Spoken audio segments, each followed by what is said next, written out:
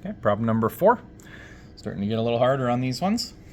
We now have a particle that has a positive charge, 2 microcoulombs, okay, and a mass m of 0.01 kilograms.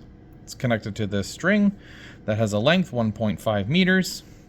Okay, it is tied to a pivot point here, and the string all lie on some frictionless horizontal table, so we don't have to worry about gravity, we don't worry about friction, none of those. The particle is released from rest, which means its initial velocity is 0, when the string makes an angle of 60 degrees. So in here, that's 60 degrees.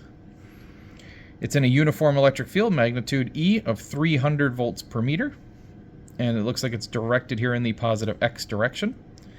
And it wants us to determine the speed of the particle when the string is parallel to the electric field. So once it drops down here, what is the speed of the particle? Okay. So let's see, for anything with speed, for velocity, that's going to end up using kinetic energy. We don't have any in the beginning, so it has to come from somewhere, which means we must have taken some of the potential to make the kinetic. Okay, so that's our first step, is we're going to have to figure out what's the change in the potential energy. Okay, change in the potential energy is just the change in voltage times Q. We know what Q is, but we don't have any voltage in this problem. We have velocity, but not voltage. Okay, got to keep your V's separate.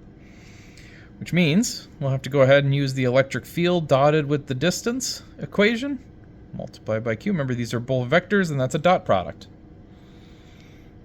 Okay, I know what Q is. I was given V, and I can figure out what the distance D is.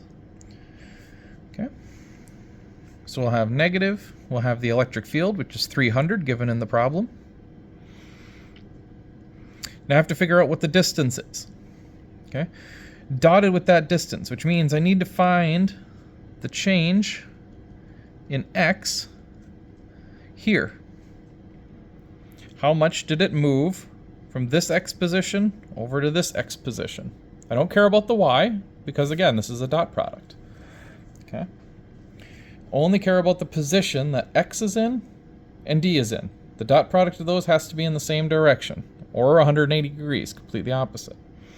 In this case, it will move in the same direction as the electric field, so I just need the distance there. So what I want to do is I want to figure out what this x component is. Okay, based on this triangle, it gave it a 60 degrees. I can figure out what this component is of its current length.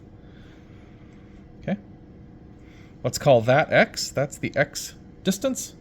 And then this extra distance over here, well, that's the total length, L, because it pivots, it doesn't gain any extra length. That would be the total length minus x, would be that additional length. Okay, so let's figure that out, because that's what we're going to need in here for the distance. So to figure out this x, I can have x is equal to the total length. Length of that was 1.5 times the cosine of the angle. Okay, so the cosine of 60 degrees. This will get me 0.75 meters. Okay, and total L was 1.5. So L minus x would be 1.5 minus 0.75, which gives me 0.75. Okay, so that's our distance D. 0.75 meters is this additional length that it went. Okay, and we'll multiply that by Q. Q is given as 2 times 10 to the negative 6. Positive 2 times 10 to the negative 6 coulombs. All right. If we do that out, we get a negative 4.5 times 10 to the negative 4th joules. So this is how much potential energy was lost. Where did it go? Well, it changed into kinetic. Which means the change in kinetic had to be 4.5 times 10 to the negative 4th. Okay. Change in kinetic, we know, is just 1/2 mv final squared minus 1/2 mv initial squared. But the initial velocity was 0. So it's minus 0. Okay.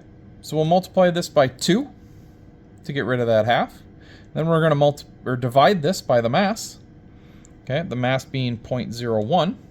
Okay, and then we're going to take a square root. That'll get VF by itself.